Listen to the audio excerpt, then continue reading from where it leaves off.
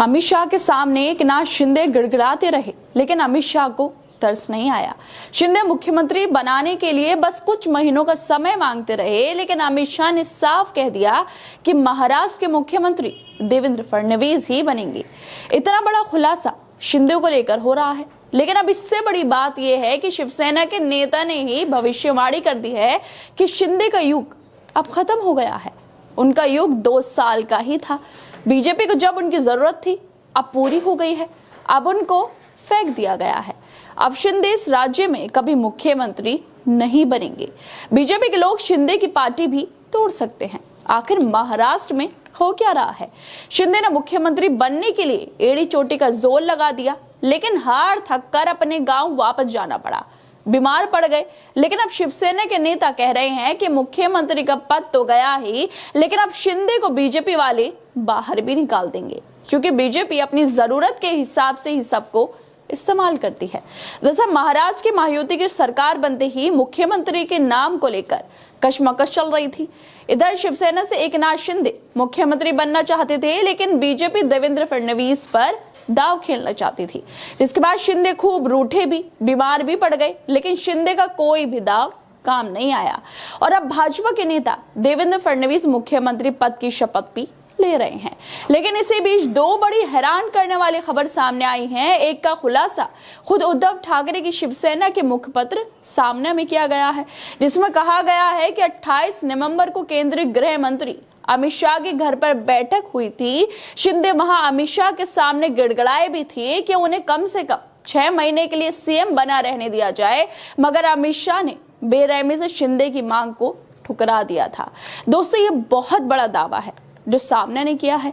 इसके अलावा दूसरी खबर यह है कि शिवसेना यूबीटी नेता संजय राउत ने शिंदे को लेकर बड़ा बयान देते हुए कहा है कि राजनीति में बीजेपी की हमेशा से यही नीति रही है, जो उनके साथ काम करेगा उसकी पार्टी को तोड़ेंगे और खत्म करेंगे, और इसी तरह शिंदे का युग भी खत्म हो गया है। आपको एक एक करके दोनों खबरों के बारे में विस्तार से बताते हैं। असल में सामना के मुताबिक महायुति में सीएम पद की खींचतान कितनी जबरदस्त तरीके से चल रही थी। शिंदे कुर्सी छोड़ने के लिए तैयार नहीं थे। जब मामला नहीं सुलझा तो दिल्ली में 28 नवंबर को गृह मंत्री अमित शाह के घर पर बैठक हुई।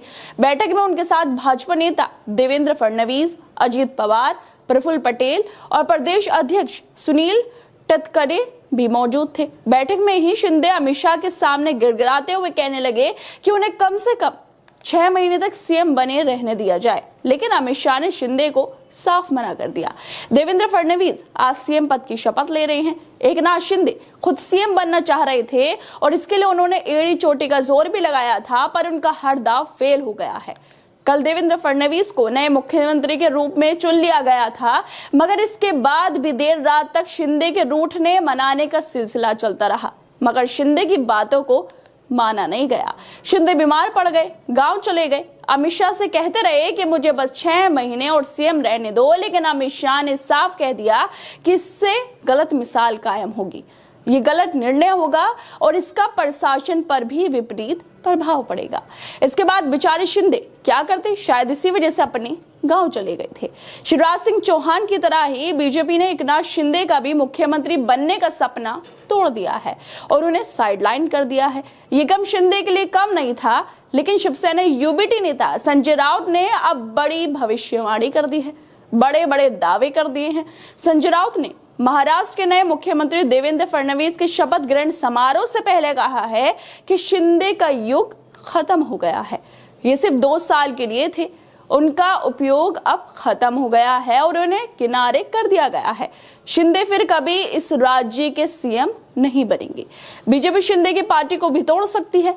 राजनीति में बीजेपी की हमेशा से यही नीति रही है, जो उसके साथ काम करेगा उसकी पार्टी को तोड़ेंगे और खत्म करेंगे। देवेंद्र फडणवीस ही राज्य के सीएम होंगे आज से। उनके पास बहुमत है, लेकिन इसके बावजूद वो 15 दिनों तक सरकार नहीं बना पाए।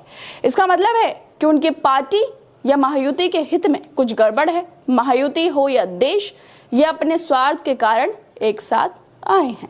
लेकिन पूरे राज्य में लोग चुनाव नतीजों के खिलाफ सड़कों पर उतर आए हैं। उन्हें यह मंजूर नहीं है, फिर भी आज राज्य के जो सीएम बन रहे हैं उनका स्वागत है।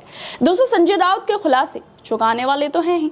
लेकिन इससे बड़ी हैरानी की बात यह है, जिसका खुलासा सामने नहीं किया है, कि शिंदे गिड़गिड़ाते रहे लेकिन अमित शाह ने फिर भी उन्हें 6 महीने के लिए सीएम बनने नहीं दिया था।